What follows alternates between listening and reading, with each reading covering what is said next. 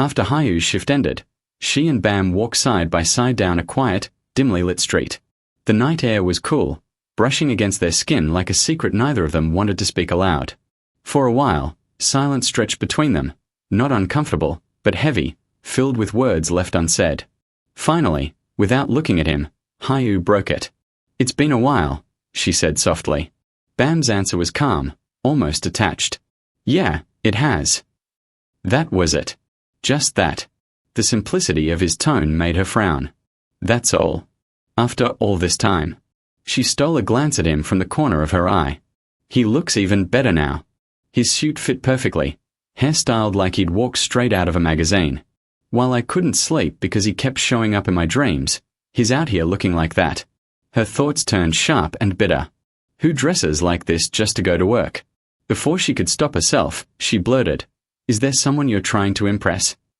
Bam turned his head slightly, eyebrows lifting in mild surprise. But before he could answer, she added quickly, "I'm just saying, you've been dressing up a lot lately." A small, knowing smile tugged at his lips. He stepped closer, close enough that his chest brushed against her back. His voice dropped low near her ear. "What's this? Feeling insecure, Hayu? Afraid I'll start looking at someone else?" Her grip on her bag strap tightened. "Who said that?" she snapped, though her voice betrayed her unease. She fell silent again, thoughts spiraling inward. Maybe it wouldn't be so bad if he did find someone else. Someone better. Someone who isn't always relying on him. A woman with a stable life. Wouldn't that make more sense? Maybe then I could finally breathe easier. But Bam's gaze darkened. The air between them shifted, dense, electric. Without warning, he caught her by the shoulders and pinned her gently against the wall. Not rough, but deliberate. His face hovered close, his hands trapping her wrists above her head. Startled, Hayu's eyes widened, green shimmering in the streetlight. "You scared me," she whispered. "Don't just pull me in like that." He didn't answer.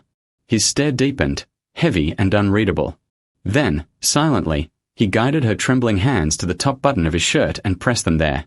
"I was afraid," he murmured. "Afraid you'd stop leaving marks on me." Her breath hitched. The look in his eyes, daring, vulnerable, intoxicating, made her heart pound. No. I was wrong, she realized. I wouldn't feel relief if he were with someone else. I'd be terrified. Terrified of losing him.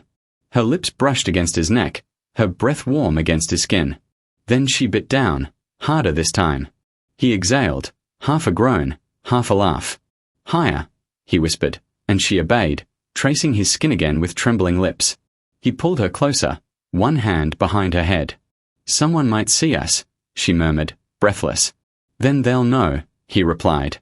When they finally parted, their clothes were slightly disheveled, their breaths uneven.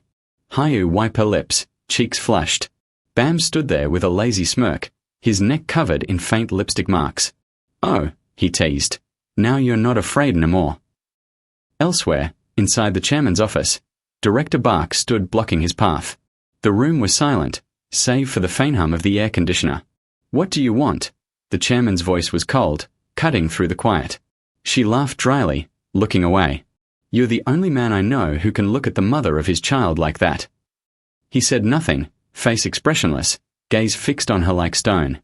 "My exhibition's coming up soon," she continued, forcing a smile. "All those social climbers will be there, clawing for invitations just to stay in your favor."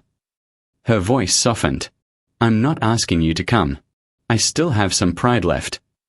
She hesitated, then folded her hands together. "But there'll be a lot of eyes watching. So, at least give me that much grace. Let my son attend." The chairman didn't move. His silence was heavier than words, cold, suffocating.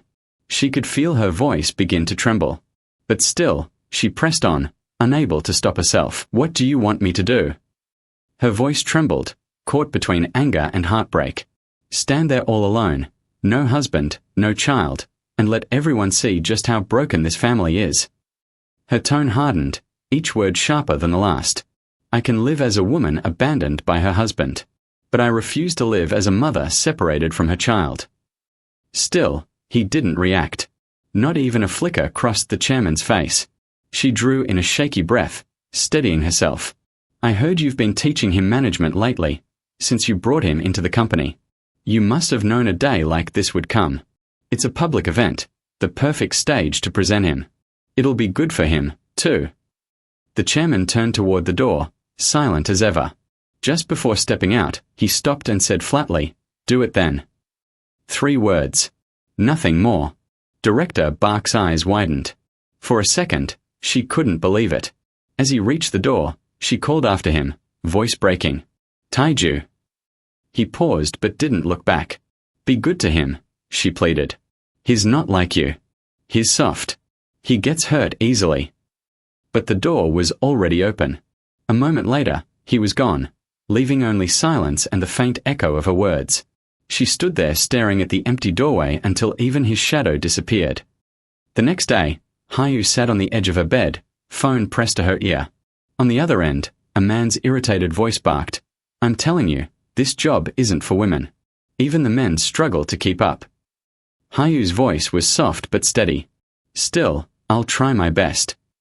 He cut her off with a scoff. "No. We can't keep adjusting the schedule for every part-timer. You understand." She lowered her gaze to the floor. "Yes, I understand." Later that afternoon, at another interview, a man flipped through her resume. His tone was polite, but distant. "Everything seems fine, but we only accept applicants with a college degree. I'm sorry." By evening, Hayu was back in her tiny apartment. The city outside was loud, but inside, the room felt hollow and still. She sat on the floor in front of a low table, notebook open, pen trembling slightly in her hand. "It's not as simple as just quitting," she wrote slowly. "Finding a new job is hard. I don't even have enough money to be a corpse right now." Her pen stopped moving. The silence pressed in from all sides. Life. It's exactly like a swamp, she thought. The more you struggle, the deeper you sink. The more I struggle, the deeper it pulls me under. The thought weighed heavily in Hayu's mind. Then she shook her head, forcing a faint smile. "No, I can't give up so easily," she murmured to herself. "If I keep looking, I'll find something decent. Maybe I'll ask the boss if he knows any nearby place that needs a part-timer." Her gaze drifted to the city lights shimmering beyond the window, countless lives flickering in the dark. This city is huge, she thought. There has to be at least one place where the two of us can finally rest. She sighed softly, fatigue sinking into her bones. But still, I want to get out of here as soon as possible. There has to be a way to find a short-term job, fast. Later that day, Hayu walked along a crowded street, her eyes scanning every storefront and sign. The noise of traffic and chatter blurred together, until suddenly, one voice cut through the chaos. "I'm telling you, he's a good guy." Hayu froze mid-step. That voice. It was painfully familiar. Across the street, she saw Ari, phone in hand, talking animatedly. Her tone was sharp, annoyed. "It's not like we are living in the Josian era. Why do we even have to meet beforehand? Just tell me if you're going to approve the marriage or not." Her voice wavered with frustration. "I'll hang up if you keep nagging." Watching her laugh a moment later, carefree, confident, Hayu felt her whole body stiffen. Her pulse quickened, and instinctively, she turned away, hand trembling as she tucked a stray strand of hair behind her ear. Then she stopped. "Wait, why am I the one hiding?" Her jaw tightened. It was Kang Minchul who cheated. I was the one betrayed. So why am I the one avoiding his new lover? Why am I acting like I'm guilty? Her thoughts spiraled like a storm. I've imagined this moment so many times, a dramatic confrontation. Asking her if she's still with him, even after knowing what kind of man he really is. Asking why a young, pretty woman would fall for a divorced man. Or maybe, whether lying beside someone who spent 13 years married to another woman ever made her feel guilty. But now, standing there face to face, she couldn't move. Couldn't speak. Because deep down, she didn't want Ari to see this version of her, the one still stuck in that house filled with fading memories and stubborn pain. And maybe because the woman living happily beside Kang Minchul was someone she couldn't bring herself to fully hate. Then, like an echo, Bam's voice stirred in her mind. "Use me if you want." Her chest tightened. How pathetic, she thought bitterly. After all that denial, one small moment and I still want to cling to him, to show him off. Because he's the kind of man everyone admires. She stood at the crosswalk, staring at the red light that refused to change. When will it turn green? She wondered. I can't even run away now. It'll only make things worse. Her heart thudded painfully in her chest. Please change quickly, she whispered. And just then, a hand brushed gently against her from behind.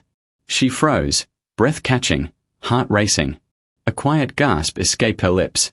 Across the street, Ari turned her head. Their eyes met. For a moment, time stood still. And as the world blurred around them, one thought lingered. Whatever happens next, everything is about to change.